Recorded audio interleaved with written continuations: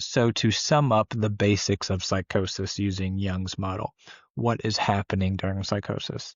So we have to start with the collective unconscious or the objective psyche, because this is the realm of the psyche that is producing the material that a person is engaged with when experiencing an episode of psychosis. This is the level of the psyche a person is immersed in. The archetypal themes and images are coming from this level of the psyche. This is also the level of the psyche that is a source of mystical and spiritual and religious and numinous experiences. And this is a layer that we all inherit. Remember, we all have the potential to experience or access. As Joseph Campbell says, this is a famous quote of his, the psychotic drowns in the same waters in which the mystic swims with delight. So this is highlighting the fact that the same layer or level of the psyche is responsible for producing these experiences. So we also just talked about in the last slide about how complexes, especially disconnected complexes that aren't integrated effectively into the personality, can appear during psychotic states in the form of auditory hallucinations, or perhaps they take the form of a delusional narrative.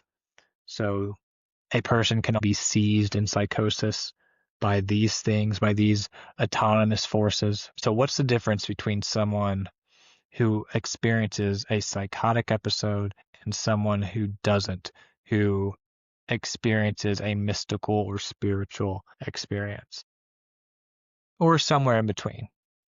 Psychosis is a failure to contain and comprehend the content of one's experiences in the context of one's own life. In other words, a person in psychosis is not able to psychologically assimilate or make sense of their experience in a meaningful and manageable way that prevents them from being functionally impaired. So that is the main thing. A person who becomes psychotic is not able to take care of their responsibilities, to maintain relationships. They become impaired in consensual reality because they are not able to contain their experiences in a way that allows them to continue to adapt to the objective world. So, mentioned this several times, that there is a telos to everything the psyche does. So the psyche has a telos. It has an aim, a goal, a direction. Now, the telos of psychosis is an attempt to reorganize the psyche and initiate personality development that has been stagnated or blocked. So the psyche is saying the old personality was untenable and must be updated. And this occurs because progression stops. A person is no longer able to adapt to their environment, to take necessary developmental steps, to mature in ways that the psyche is requiring. So whenever this happens, their psychic energy is directed internally because of psychic regression, which stimulates unconscious content, complexes, and dilemmas which the psyche is attempting to reconcile. Then reduced hegemony or control of the ego allows contact with the objective psyche / collective unconscious, which produces archetypal energy and imagery a person may identify with or become possessed by. So a person may get lost in this mytho-poetic realm during psychosis. And one thing I want to make clear is this understanding is explaining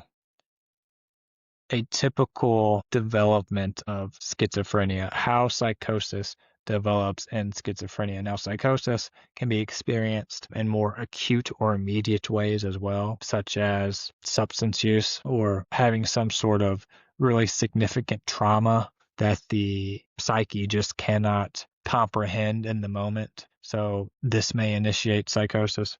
But anytime psychosis is initiated, all of these things come into play in some form or another. At the end of the day, everyone is interacting with the objective psyche, and this is what is producing the material that is coming up during psychotic states.